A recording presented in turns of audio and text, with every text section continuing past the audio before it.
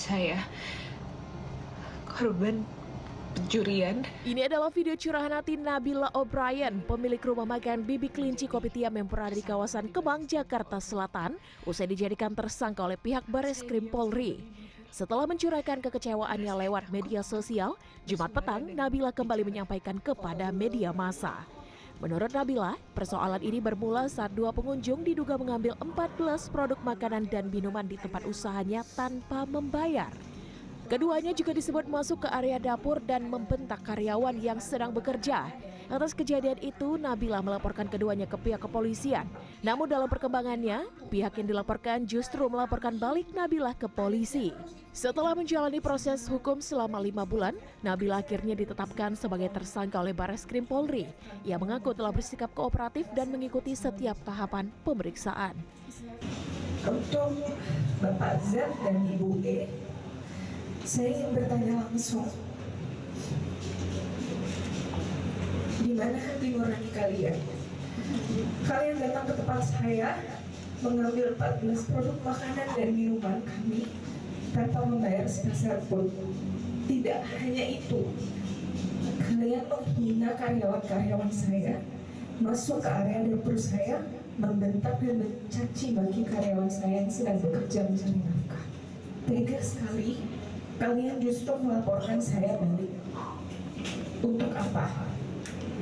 Kalian sendiri sudah mengakui bahwa kalian mengambil makanan itu.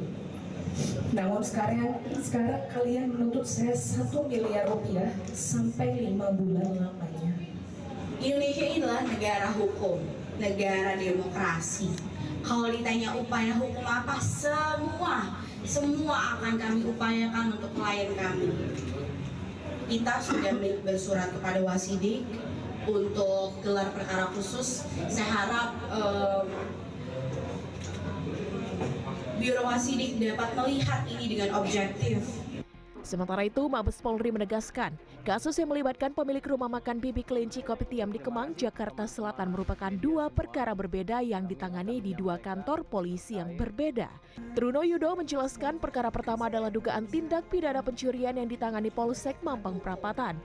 Dalam laporan itu, seorang perempuan berinisial N melaporkan pasangan suami istri berinisial ZK dan ESR atas dugaan pencurian sebagaimana diatur dalam pasal 363 KUHP.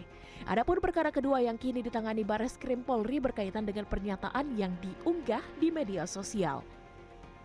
Yang disampaikan awal adalah adanya 2 konstruksi peristiwa pelaporan atau saling lapor. Kembali lagi, komitmen Polri, proses ini tetap akan dikedepankan rasa keadilan secara prosedur dengan tentunya ketentuan yang berlaku.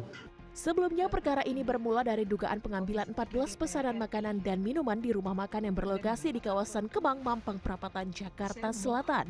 Pemilik rumah makan Nabila O'Brien mengaku justru ditetapkan sebagai tersangka setelah ia mengungkap kasus tersebut melalui media sosial. Tim Liputan CNN Indonesia, Jakarta. Saya yakin